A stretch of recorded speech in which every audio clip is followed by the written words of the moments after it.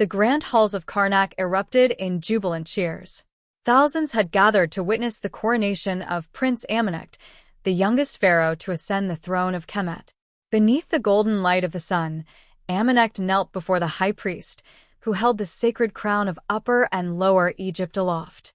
The temple walls shimmered with intricate carvings depicting the god's blessings, but the air grew heavy with tension. All eyes turned toward the oracle, a veiled woman with milky white eyes who stood silently at the edge of the dais. As the crown descended onto Amenecht's head, the oracle's voice pierced the reverence. "Hail, Pharaoh Amenecht, son of Ra. But heed my words. You will die by the hand of your blood." Gasps rippled through the assembly. Amenecht froze, his gaze locked with the oracle's unseeing eyes. Before he could speak, she turned and vanished into the shadows, leaving a chilling silence in her wake. The festivities resumed, but unease lingered in the hearts of all who had heard her ominous prophecy. Amenecht pushed the oracle's words from his mind as he turned his attention to his reign. In his first act as pharaoh, he ordered the construction of a pyramid that would rival the grandeur of his ancestors. The location, a desert plateau in Giza. The purpose, to honor the gods and solidify his legacy. Under the blazing sun, tens of thousands of laborers toiled. Overseers barked commands, and the sound of chisels carving limestone echoed across the sands. Among the workers was a young architect named Setka, whose designs had earned the pharaoh's admiration. Setka was fiercely loyal but harbored a secret. He was Amenecht's illegitimate half-brother, the product of a forbidden union between the late pharaoh and a commoner. As the pyramid rose, so did tensions within the court. Advisors whispered of rebellion in the south, and the high priest warned of a drought that threatened the Nile's life-giving floods. Amenecht, determined to prove his divine right to rule, demanded that the pyramid be completed at any cost. His obsession blinded him to the growing unrest among the laborers, who suffered under brutal conditions. In the temple of Luxor, Amenecht sought solace.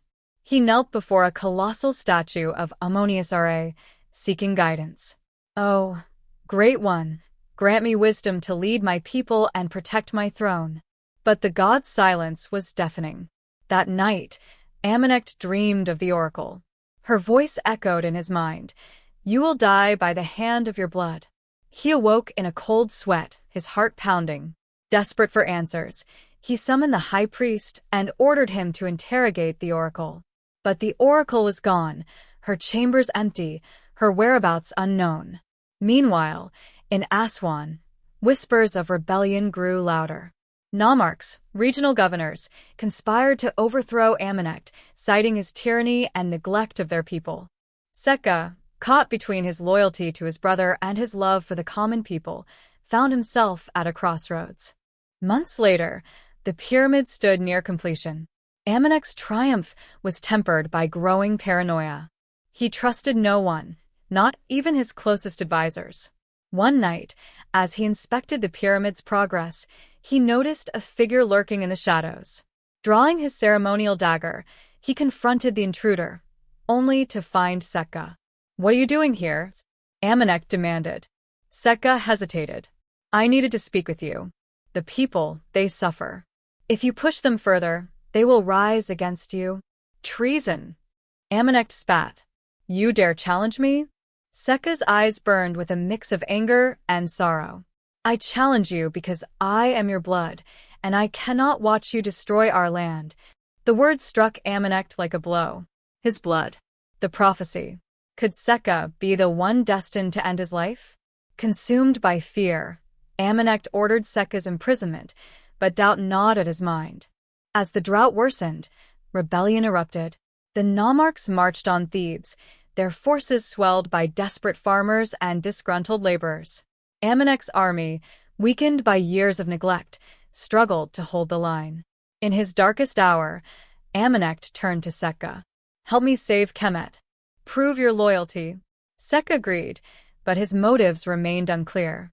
Together, they devised a plan to outmaneuver the rebels. Using secret tunnels beneath the temples of Luxor, they launched a surprise attack, scattering the enemy forces. Victory seemed within reach, but at a terrible cost. During the battle, Amenecht confronted the leader of the rebellion, a former advisor who had betrayed him. As he struck the fatal blow, an arrow pierced his side. He collapsed, blood-staining his royal garb. Setka rushed to his side. "Brother, stay with me." Amenecht's eyes met Setka's. "The prophecy," he whispered. "You were my blood, but not my enemy. It was my own pride that brought this fate." With his final breath, Amenecht entrusted Setka with the throne, urging him to rule with wisdom and compassion. Setka honored Amenecht's dying wish. He completed the pyramid and dedicated it to his brother's memory, inscribing its walls with the story of their struggles and redemption. Under Setka's reign, Kemet flourished once more, the prophecy fulfilled in a way none could have foreseen. The oracle's warning echoed through history, a testament to the power of fate and the resilience of the human spirit.